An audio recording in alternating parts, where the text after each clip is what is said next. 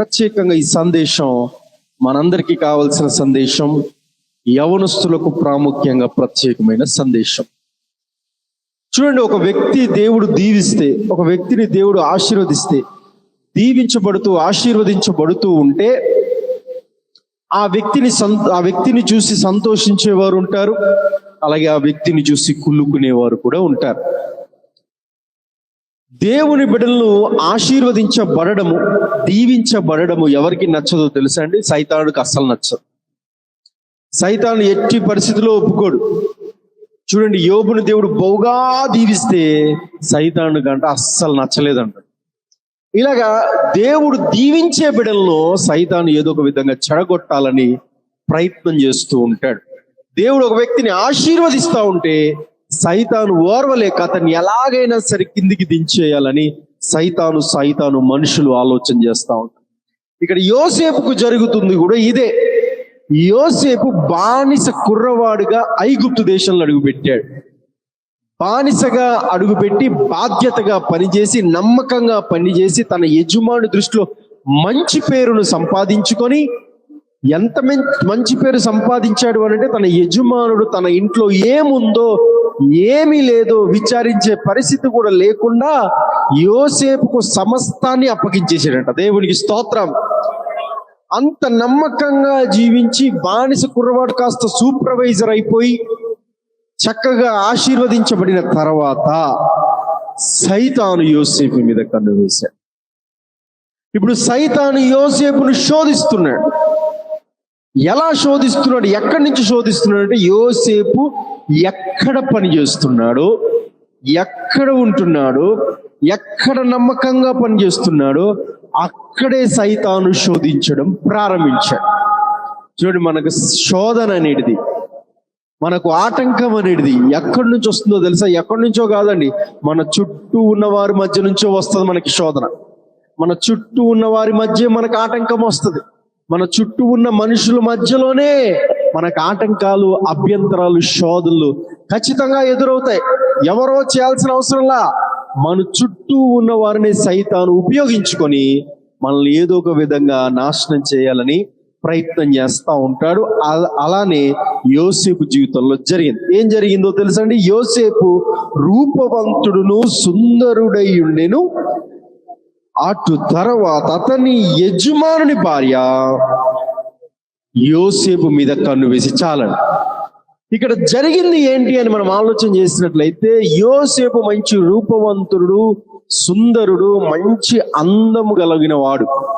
అయితే ఆ యోసేపు మీద తన యజమానుడైతే తనను బహుగా నమ్మాడు, ఏ యజమానుడైతే తనకు సమస్తమును అప్పగించాడు, ఏ యజమానుడైతే తనకు ప్రమోషన్ మీద ప్రమోషన్ ఇచ్చి సూపర్వైజర్ గా చేశాడో, ఆ యజమాని భార్యలో సైతాను దూరింది.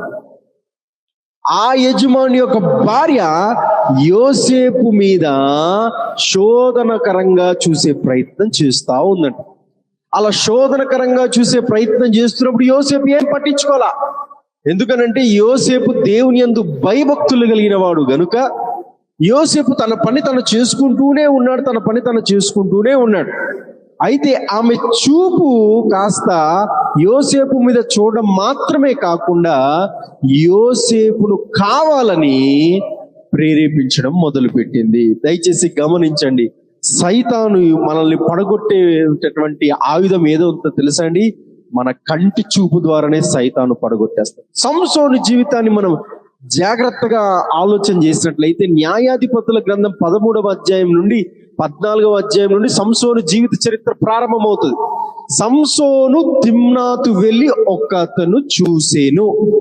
అక్కడే సంసోను యొక్క పతనం ప్రారంభించబడింది. చూసి, ఫిలిస్తీన్ల అమ్మాయి కదా ఈమె, సరే పొరపాటు నేను చూసేసాను కాబట్టి, ఫోన్లే చూశాను కాబట్టి వెళ్ళిపోతాను, నా దారి నేను వెళ్ళిపోతాను అనుకోలా.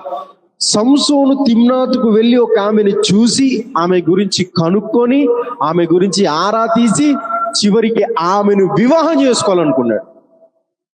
చూపు ఏ విధంగా దారి తీస్తుందో తెలుసా? నిన్ను రాంగ్ రూట్ లో వెళ్ళే విధంగా చేస్తా. సడన్ గా ఒకవేళ నువ్వు పాపాన్ని చూసినట్లయితే అది ఒకవేళ పరిశుద్ధాత్మ దేవుడు నిన్ను ప్రేరేపించి అది తప్పు అన్నప్పుడు దాన్ని నువ్వు వెంటనే సరి చేసుకుంటే నీ ఆధ్యాత్మిక జీవితం బహు ఆశీర్వాదకరంగా ఉంటుంది. కానీ సైతాన్ ఏం చేస్తాడో తెలుసా? నిన్ను చూపులో పడేసి పదే పదే పదే పదే ఆ పాపంలో నిన్ను ప్రేరేపించడం మొదలు పెడతాడు.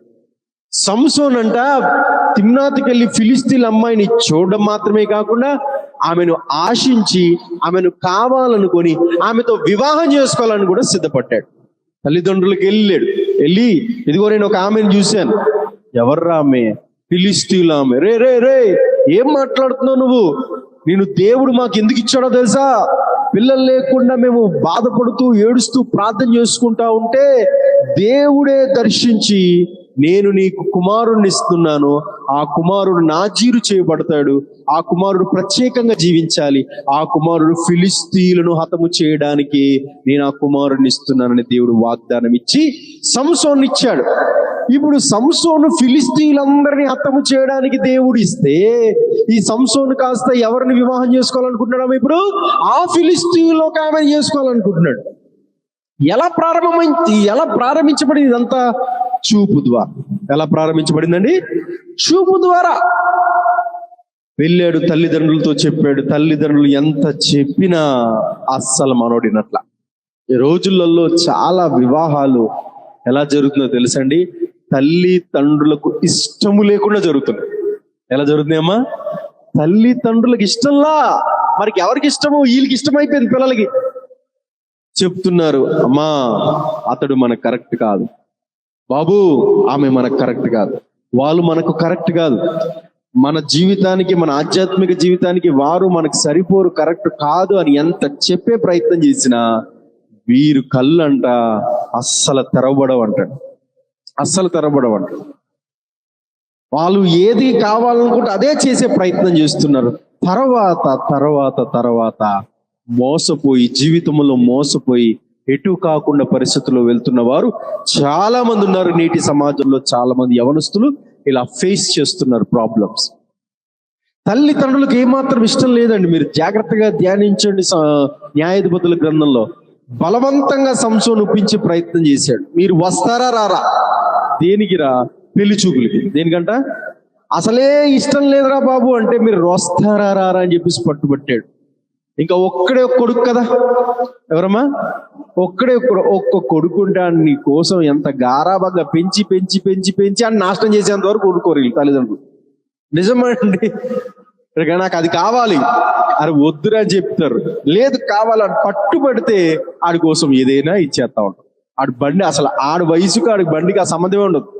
మొన్న ఒకళ్ళు ప్రార్థన చేసుకుంటూ, అయ్యగారు మా ఓడి కోసం ప్రార్థన చేయండి. ఏమ్మా అంటే 10th క్లాస్ పరీక్షలు పాస్ అయ్యాడండి. చాలా సంతోషం అమ్మా. ఇంటర్మీడియట్ కాలేజీకి జాయిన్ చేస్తే ఆడు ఏమన్నాడో తెలుసా అండి? నాకు బైక్ కొని పెట్టండి, అప్పుడే నేను కాలేజీకి వెళ్తాను. మనోడు ఏంటిది? Intermediate first year. సరే అమ్మా, ఇంతకు ఏంటి ఎందుకు బండి అడుగుతుందంటే మామూలు బండి కూడా కాదండి, అదేదో KTM బండి అండి. ఏ బండి అంటమ్మా? గుర్ర గుర్ర సౌండ్ వస్తుందంట. ఆ బండే కావాలంటే ఆ బండి అయితేనే మేము కాలేజీకి వెళ్తాం. ఆడికి చెప్పే ప్రయత్నం చేశాను, ప్రార్థన చేశాను. తర్వాత 2 నెలల తర్వాత మళ్ళీ పిలిచారు, పాస్టర్ గారు రండి ప్రార్థన చేయదు కదా. సరేనమ్మా వెళ్తే KTM బండి ఉండిపోయింది ఇంటి దగ్గర. దేవునికి స్తోత్రం. ఏంటమ్మా ఇంత పెద్ద బండి కొనేసారు? ఎవరికి అంటే ఇంకెవరికంటే వీడికే. ఆడ కాలేజీకి వెళ్ళను అంటున్నాడు, వాడికి కొనిత్తెరగాలి వెళ్ళనంటున్నాడు కాబట్టి కొనిచ్చేసాం మీరు ప్రార్థన చేయడానికి. చూడండి, పిల్లలు ఈ రోజులు అలా ఉన్నారు. తల్లిదండ్రులు కూడా వాళ్ళకి కొనమంటున్నాడు కాబట్టి ఖచ్చితంగా కొనేసే ప్రయత్నం చేస్తున్నారు. ఇక్కడ సంసోను తల్లిదండ్రులు కూడా సరే ఒకే కొడుకు, ఈయన ఏం కాదనుకుంటాం అని చెప్పేసి ఆ పెళ్లి చూపులకి వెళ్ళారు. పెళ్లి చూపులు జరిగినాయి. తర్వాత సంసోను జీవితాన్ని చూస్తే ఏ ఫిలిస్తీన్ల అమ్మాయిలైతే చూసి ఆశించి కావాలనుకున్నాడో ఆ అమ్మాయి సంసోను వద్దు అనుకున్నాడు. పెళ్లి పెటాకులు అయిపోయింది. ఇంకొకరికి ఇచ్చి వాళ్ళ నాన్నగారు పెళ్లి చేసేసారేమని ఈ సంసోను కాస్త పెళ్లి ఏమైందండి? పెటాకులు అయిపోయింది. సంసోను జీవితంలో మొత్తం మీరు ధ్యానించండి. సంసోను సంతోషంగా జీవించిన ఛాయలు మనకి ఎక్కడా కనబడవు. తర్వాత అదే బాత్తో వెళ్ళి ఇంకొక ఆమెను చూశాడంట. తర్వాత అదే బాత్తో వెళ్ళి ఇంకొక దెలీలాని చూశాడంట. మనోడు చూడడం పాపంలో పడిపోవడం, చివరికి సంసోను, అంత బలవంతుడైన సంసోను ఏమీ చేయలేని పరిస్థితిలోనికి వచ్చేసి బందీ అయిపోయాడండి సంసోను. ఇదంతా ఎలా జరిగింది? సంసోను యొక్క చూపు సైతాను ప్రేరేపించబడినప్పుడు ఆ చూపుకు పడిపోయి సంసోను జీవితం నాశనం అయిపోయాడు. ఇప్పుడు ఇక్కడ యోసేపును కూడా ఈమె పద్దాక చూస్తూ చూస్తూ చూస్తూ ఇంకా యోసేపు దగ్గరికి వచ్చి యోసేపును బలవంతం చేస్తూ, ఇదిగో యోసేపు మాట్లాడుతుంది, ఒకసారి మనం చూద్దాం.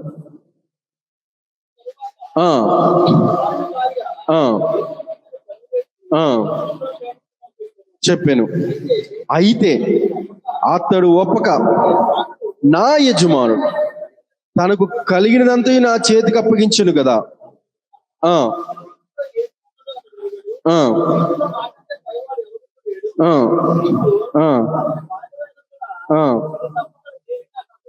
చాలా మొత్తానికి చూసి చూసి చూసి ఇప్పుడు పోతీఫర్ యొక్క భార్య యోసేపును పాపానికి ప్రేరేపిస్తూ యోసేపుతో మాట్లాడుతూ, యోసేపు ఎవరు లేరు నాతో పాపం చే.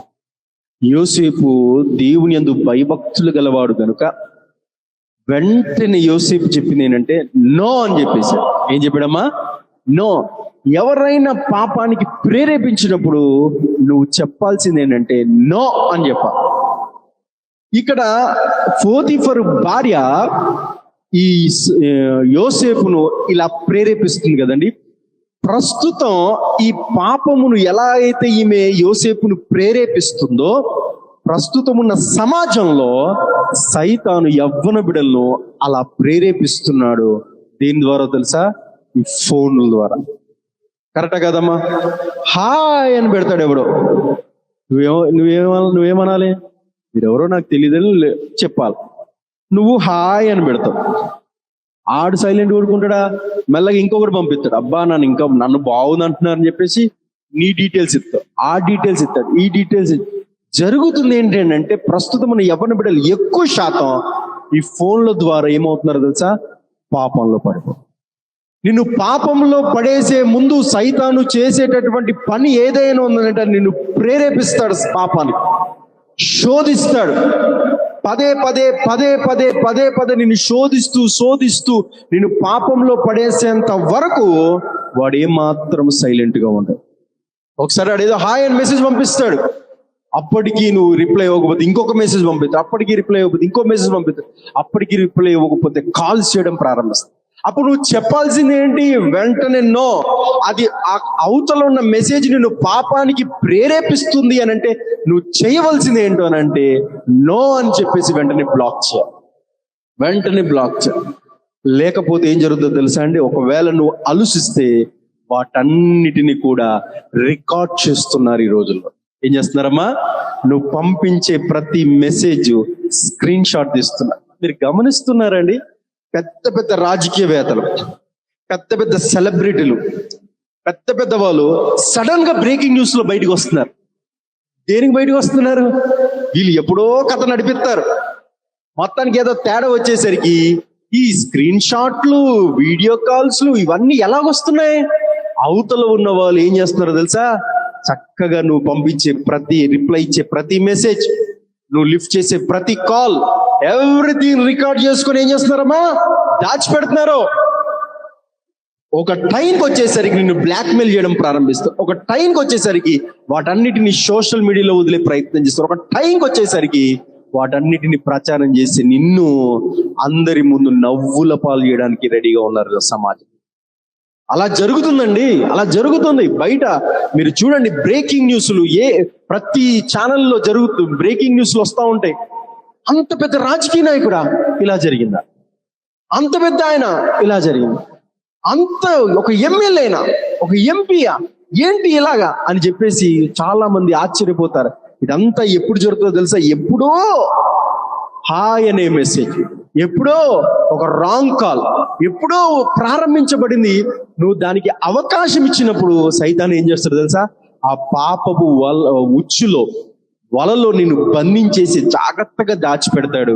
ఒక టైంకి వచ్చేసరికి నీ సాక్ష్యాన్ని పాడు చేసే ప్రయత్నం చేస్తాడు.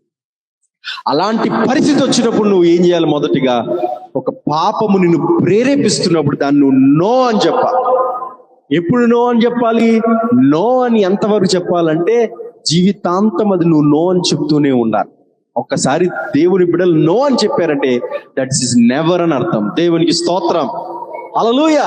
అలా సాక్ష్యం కాపాడుకోవాలండి. చూడండి, యోసేపు ఉన్న రోజుల్లో సెల్ ఫోన్ లేవు, మీడియా లేదు, ఏమీ లేదు. యోసేపు ఆ పోతీఫరు భార్య ఒక్కరు మాత్రమే. కానీ అక్కడ యోసేపు ఎవరికి భయపడ్డాడో తెలుసా? జీవము కలిగిన దేవునికి భయపడ్డాడు. దేవునికి స్తోత్రం, హల్లెలూయా. అక్కడ యోసేపు ఒక పదం పాడతాడండి. ఏంటో తెలుసా? అమ్మా, మీరు నా యజమాని యొక్క భార్య. దయచేసి గమనించమ్మా, నేను బానిస కుర్రవాడుగా మీ ఇంట్లో అడుగు పెట్టాను. నమ్మకంగా పని చేస్తున్న పుణ్యానికి మీ యజమానుడు సార్ గారు నన్ను నమ్మి నమ్మి నమ్మి బాధ్యతలు అప్పగించి ఇంకా నమ్మి నమ్మి ఎంత నమ్మాడంటే ఇల్లంతటి నా చేతిలో పెట్టేశాడమ్మా. నన్ను నమ్మిన యజమానునికి నేను మోసం చేయలేనమ్మా. దేవునికి స్తోత్రం, హల్లెలూయా. ఇంకోటి అంటాడు, యజమానుడు అంతా అప్పగించాడమ్మా, అప్పగించలేనిది ఏదైనా ఉన్నది అని అంటే నిన్ను మాత్రమే అమ్మా. దేవునికి స్తోత్రం. ఎంత అద్భుతమైన సాక్ష్యం అండి యోసేపు సాక్ష్యం. ఈ రోజుల్లో లేరా? నిన్ను నమ్మి ఇల్లును అప్పగిస్తే, నిన్ను నమ్మి బాధ్యతలు అప్పగిస్తే, నిన్ను నమ్మి ఇంట్లో చేర్చుకుంటే, నిన్ను నమ్మి కుటుంబ సభ్యుడిగా నిన్ను చేర్చుకుంటే, నిన్ను నమ్మి కుటుంబ సభ్యురాలుగా చేర్చుకుంటే, నిన్ను నమ్మి నువ్వు మావోడివి మా దానివే నిన్ను చేర్చుకుంటే, చేర్చుకున్న వారినే మోసం చేయట్లేదు ఈ రోజుల్లో. సొంత అక్క కుటుంబాన్నే చెడపట్లేదు ఈ రోజుల్లో, సొంత చెల్లి కుటుంబాన్నే చెడపట్లేదు ఈ రోజుల్లో, సొంత అన్నయ్య కుటుంబాలనే చెరపట్లేదు ఈ రోజుల్లో. ఎలా జరుగుతున్నదో తెలుసా? సమాజము కొన్ని సంవత్సరాలు పోతే ఈ బంధాలు కూడా ఉండవంటండి. అంత విచ్చలవిడిగా పాపం పెట్టరేగిపోతుంది ఈ రోజుల్లో. సైతాను మనుషులందరినీ పాపపు ఆలోచనలతో నింపి ప్రతి ఒక్కరిని సైతాన్ని ఈడ్చుకొని వెళ్ళిపోతున్నారు.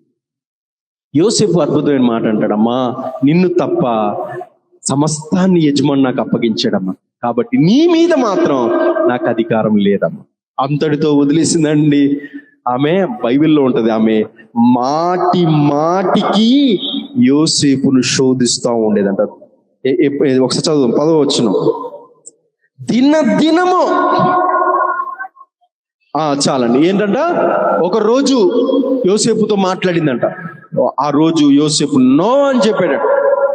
మరలా ఇంకొక రోజు వచ్చి మాట్లాడుతుందంట, మరలా నో అని చెప్తుందంట. ఆమె యోసేపును పాపంలో పడేసేంత వరకు యోసేపును విడిచిపెట్టట్లా. సైతాను చూస్తుంది ఇదే.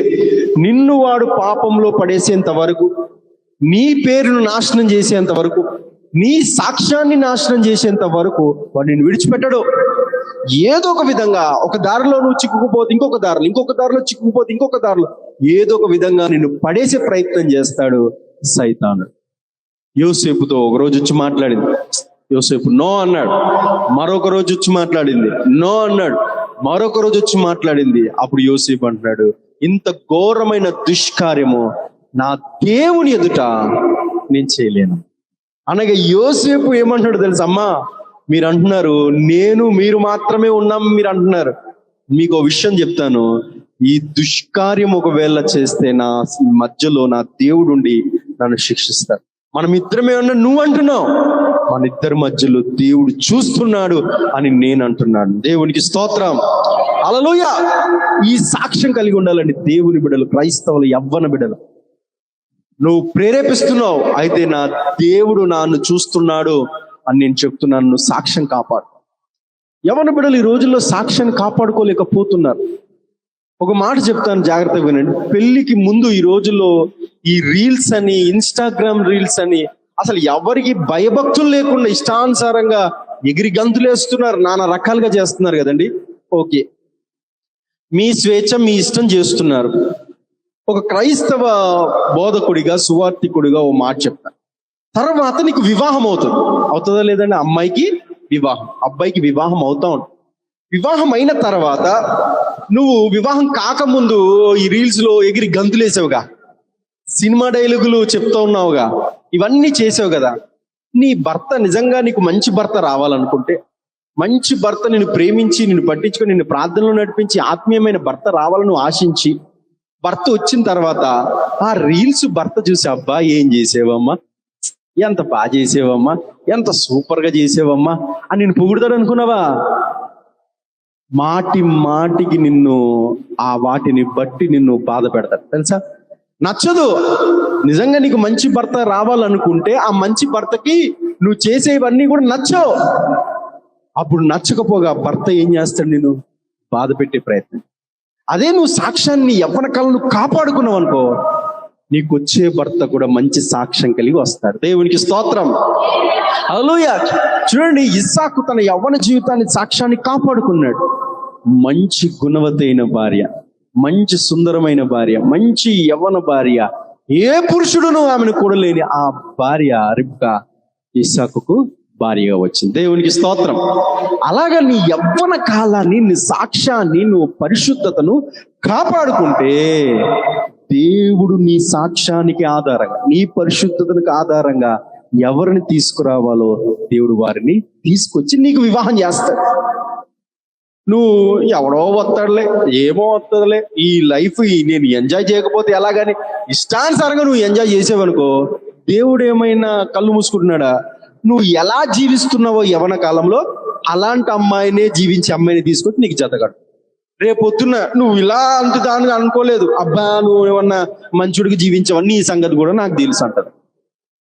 నువ్వేమో ఇష్టానుసారంగా జీవించేసి, తాగేసి, తిరిగేసి, అన్ని చేసేసి, నాకు వచ్చే భార్య మాత్రం మంచి ప్రార్థనాపరులు లాంటి భార్య కావాలి, మంచి ప్రార్థనకి సంఘానికి వెళ్ళే భార్య కావాలి, మంచి ప్రార్థన చేసుకునే మంచి పరిశుద్ధతమైన భార్య కావాలంటే, అలాగే తమ్ముడు అలాగే అని చెప్పి దేవుడు ఇస్తాడా? నువ్వు ఏ కొలతో అయితే కొలుస్తావో అదే కొలత కొలబడతావు. ఏదైతే విత్తుతావో అదే. కాబట్టి యవ్వన కాలంలో వివాహం చేసుకోబోయే బిడ్డలండి, యవ్వన జీవితాన్ని కాపాడుకోవాలి. ఒక మచ్చైనా ఎవ్వరు కూడా ఏయడానికి వీల్లేదు.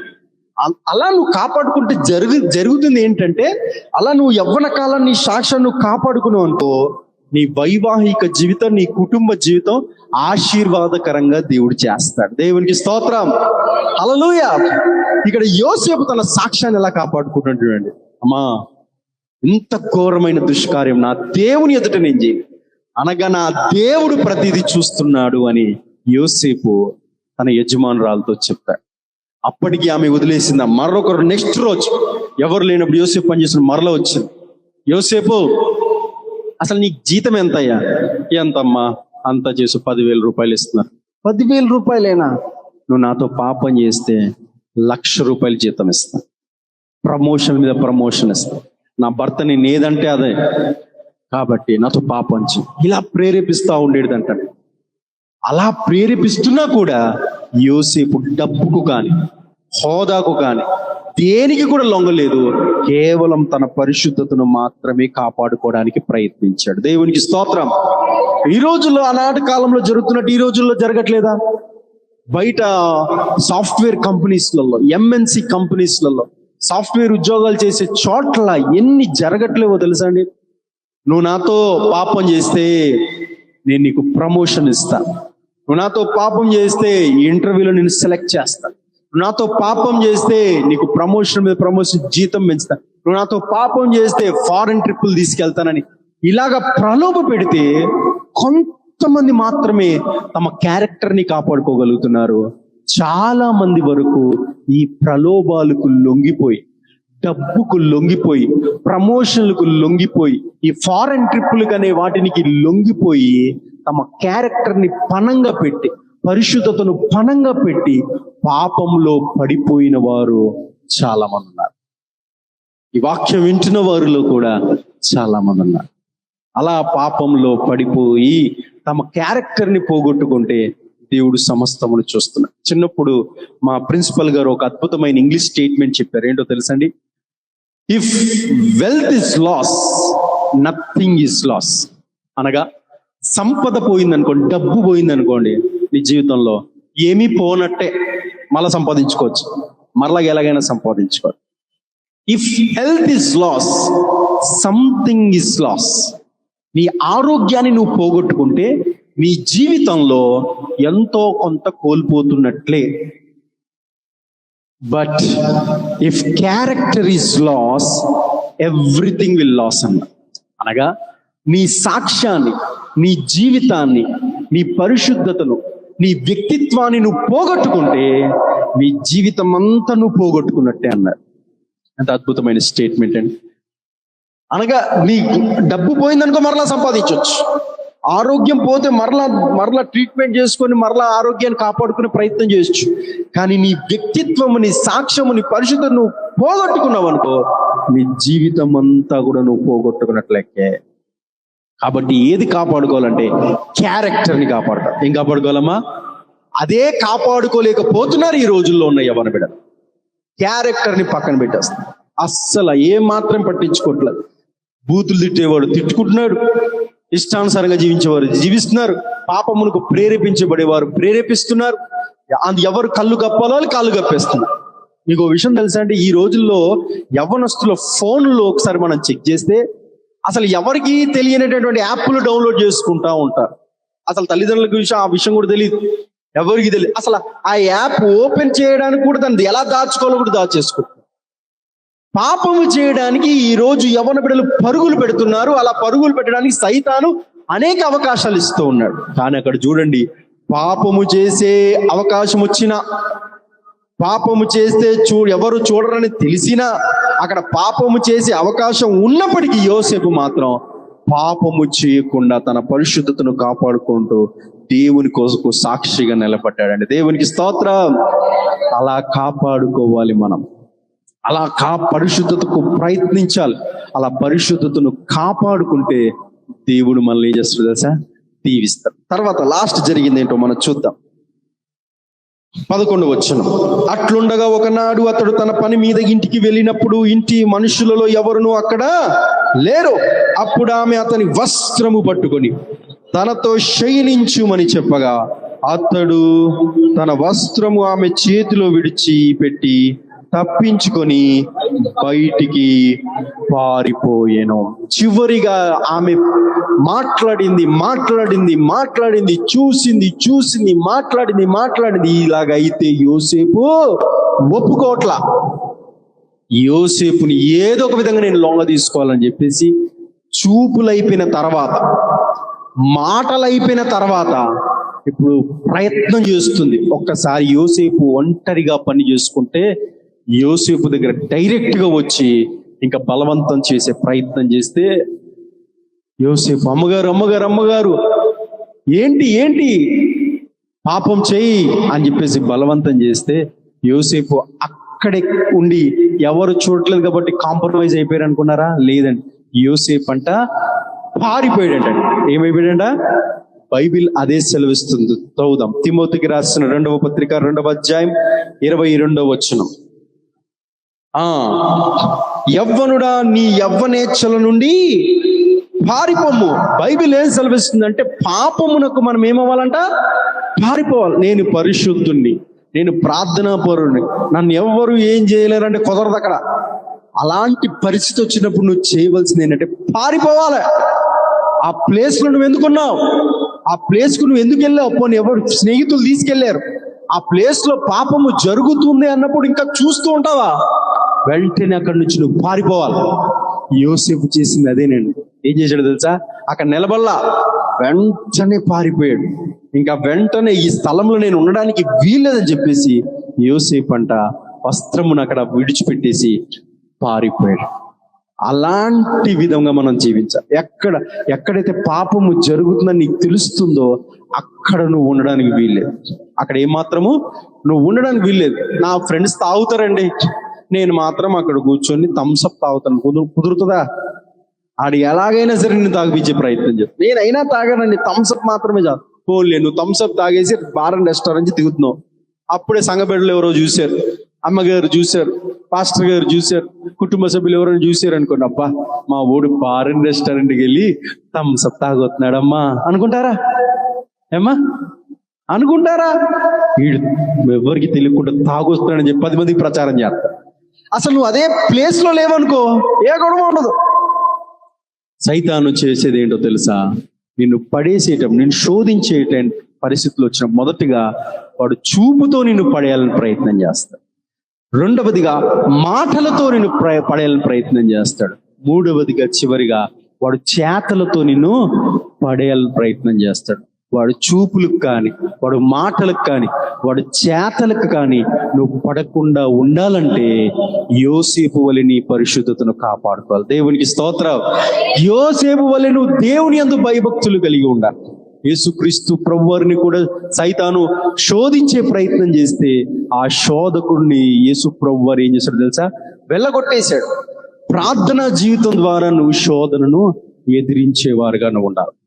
అలా వాడు చూపు ద్వారా మీరు గమనించండి, ఖచ్చితంగా గమనించండి. యవ్వన బిడ్డలు ఈ మూడిట్లో ఖచ్చితంగా సైతాను శోధిస్తాడు. సైతాను శోధించే మూడిట్లో నువ్వు జయించావు అంటే నీ జీవితాన్ని దేవుడు బహుగా ఆశీర్వదిస్తాడు. దేవునికి స్తోత్రం. వాడు నిన్ను మొదటిగా చూపుతో నిన్ను శోధించి పడేయాలని చూస్తాడు. నువ్వు వీక్ అనుకో, మొదటి వికెట్గా అవుట్ అయిపోతావు. ఎవరో నిన్ను చూశారనుకో, అబ్బా ఆ అమ్మాయి నన్ను బదే చూస్తున్నాను, నువ్వు చూడడం ప్రారంభించావు, అక్కడే అయిపోతాను. తర్వాత నిన్ను మాటలతో పడగొట్టే ప్రయత్నం చేస్తాడు. మా అమ్మ నాతో ఇంత ప్రేమగా ఎవరు మాట్లాడలేదు, మా ఆయన ఏం మాట్లాడలేదు, ఆయన ఎవరో మాట్లాడేస్తున్నాడు అని చెప్పేసి నువ్వు మాట్లాడేవి అనుకో, అంతే, అవుట్. అంతే. ఈ రోజుల్లో జరగట్లేదండి. అసలు భర్త భార్య వీళ్ళకి ఇంకొకరితో ఏంటండి పరిచయాలు ఇవి ఎక్కువైపోతున్నాయి. మొన్న ఒక రీల్ వచ్చిందండి. ఒక భర్త రోడ్డు మీద భార్య చితక్కొట్టేస్తున్నాడు. ఎక్కడో ఛత్తీస్గఢ్ ఎక్కడ చితక్కొట్టేది. ఏమైందిరా బాబు అని అందరు చూస్తే ఆ భార్యని కాపాడడానికి ఇంకోటేమి ఈ భర్తను కొడుతున్నాడు. ఏమైందని అంటే వీళ్ళిద్దరిని భర్త రెడ్ హ్యాండెడ్ గా పట్టుకున్నాడంట లాడ్జ్ లో. వచ్చి ఈడ్చుకొని వచ్చి ఇద్దరిని చితక్కొడతా ఉంటే ప్రజలందరూ నవ్వుతూ వీడియోలు తీశారు. ఆ కుటుంబం పరువు ఎలా అయిపోయింది చూడండి. భార్య భర్తలు ఉన్నారు కదా, వీళ్ళకి ఎందుకు వచ్చింది ఇంకొక ఆప్షన్? భర్తతో ప్రేమగా మాట్లాడు, భార్యతో ప్రేమగా మాట్లాడు నువ్వు. అంతేగాని ఎవరో మాట్లాడితే నా భర్తే ఎప్పుడు మాట్లాడలేదని నీకు అంతా చెప్పేసుకుంటా ఉంటాను. నేను ఇందాక చెప్పాను కదా, everything will be recorded, everything will be saved in screen shots. అన్ని సేవ్ అవుతున్నాయి, అన్ని రికార్డ్ అవుతున్నాయి. ఒక రోజు అవి బయటపడిపోతాయి. ఇది ఒక చెప్పి ముగించేస్తాను. కోయిట్లో ఒక అతను ఫోన్ చేశాడండి. ఆయన ఒకసారి నాకు ఎలా పరిచయం, కాకినాడలో ఒక వివాహానికి పిలిస్తే డ్రైవర్ని పంపించారు, కారు ఇచ్చి నేను వెళ్ళాను. ఆయన చాలా మాట్లాడారు. సరే అని చెప్పేసి అంత అయిపోయిన తర్వాత నా నెంబర్ తీసుకున్నారు. ప్రార్థనలు ఎప్పుడైనా ఉంటే మీకు చెప్తానండి, చేయండి అంటే సరేనా అయిపోయింది. ఒక 2 నెలల తర్వాత ఆయన కోయిట్కి వెళ్ళాడు. ఎక్కడికి వెళ్ళాడమ్మా? ఈయన గారికి వివాహం అయింది, ఒక బాబు పాప ఇంటర్మీడియట్ చదువుతున్నారు. కోయిట్ నుంచి నాకు ఏం ఫోన్ చేసాడు తెలుసండి, అయ్యగారు బాగున్నారన్నా? బాగున్నానండి. ఎలా ఉన్నారు మీరు? కోయిట్కి వెళ్ళానండి. చాలా సంతోషం అండి. అంతా బాగానే ఉంది అయ్యగారు, మీతో ప్రార్థన చేయించుకోవాలని. ఏంటంటే నా మనసు అసలు కుదురుగా ఉండట్లేదు అయ్యగారు అని. ఎందుకు కుదురుండండి? ఇక్కడ ఒక అమ్మాయి పరిచయం అయిపోయింది అయ్యగారు అన్న. అదేంటయ్యా, మీకు వివాహం అయింది, పిల్లలు ఉన్నారు కదా? అదేనండి, నా భార్య కన్నా ఈమె బాగా మాట్లాడేస్తుందండి అని చెప్తున్నాడు. తప్పండి. ఇదంతా ఎవరిది? సైతాను కుట్ర. చూపుతో పడేస్తాడు. రెండోది మాటతో పడేస్తాడు. రెండోది ఏం చేస్తాడమ్మా? నువ్వు చూపును జయించావనుకో చాలా సంతోషం. రెండోది మాటలను కూడా నువ్వు జయించా. నీకు పరిచయం లేని వ్యక్తులతో నువ్వెందుకు మాట్లాడుతావు? నీకు అవసరమేంటి? అలానే హవ్వను పడేశాడు సైతాన్. ఆదాము హవ్వ అంతే, దేవుడిని ఏర్పరచుకుంది, ఇంకొకళ్ళు ఎవరు లేరు. మధ్యలో వచ్చాడు సైతాను. ఏమన్నాడు? ఇది నిజమా అని తీయగా మాట్లాడు. ఆ పండును చూపిస్తే ఆమెకి రమ్యమైనదిగా కనబడ్డాడు. అవ్వమ్మ గారు మాటతో అవుట్ అయిపోయింది వికెట్. అవుట్ కాస్త మొత్తం అందరికి శాపాన్ని పెట్టేసింది. దేవునికి స్తోత్రం. మాటతో పడేస్తాడు. దాన్ని కూడా నువ్వేం చేయాలమ్మా? జయించాలి. చివరిగా చేతలతో ప్రయత్నం చేస్తాడు. చేతలతో ప్రయత్నం చేసి తీవ్ర స్థాయి శోధన. దాన్ని కూడా నువ్వు జయించే శక్తి ఉండాలంటే అది కేవలం దేవుని ద్వారానే సాధ్యం. దేవునికి స్తోత్రం. అది దేవుని ప్రార్థనా జీవితం, పరిశుద్ధ జీవితం ద్వారానే సాధ్యం. అది జయించి చూడు, దేవుడు నేను ఎలా దీవిస్తాడో తెలుసా? బానిస కుర్రవాడిగా అడుగుపెట్టిన యోసేపును అదే దేశంలో ప్రధానమంత్రిగా దేవుడు దీవించాడు. దేవునికి స్తోత్రం. అసలు బానిస కుర్రవాడు ఎక్కడ, ప్రధానమంత్రి ఎక్కడ? యోసేపును బ్లెస్ చేసింది యోసేపు యొక్క హోలీనెస్. యోసేపును ఆశీర్వదించింది యోసేపు యొక్క పరిశుద్ధత మాత్రమే. అలాంటి పరిశుద్ధత మనం కాపాడుకుంటే చూపు ద్వారా కావచ్చు, మాట ద్వారా కావచ్చు, క్రియ ద్వారా కావచ్చు, పాపంలో పడకుండా మన పరిశుద్ధతను కాపాడుకుంటే యోసేపుని దీవించి ఆశీర్వదించిన దేవుడు మనల్ని కూడా దీవించి ఆశీర్వదిస్తారు. తర్వాత ఏం జరిగింది ఇప్పుడు చెప్పమంటారా? ప్రభు బల్ల ఉంది, వచ్చే నెల చెప్తా. పరిశుద్ధతను కాపాడుకున్న యోసేపు జీవితంలో తర్వాత ఏం జరిగిందో వచ్చే నెల మీతో పాటు 10 మందిని తీసుకురండి, ఇంకా యవన బిడ్డలను తీసుకురండి. అది వారికి ఖచ్చితంగా ఆశీర్వాదకరంగా మారు. దేవుడి వాక్యమును దీవించి ఆశీర్వదించును గాక.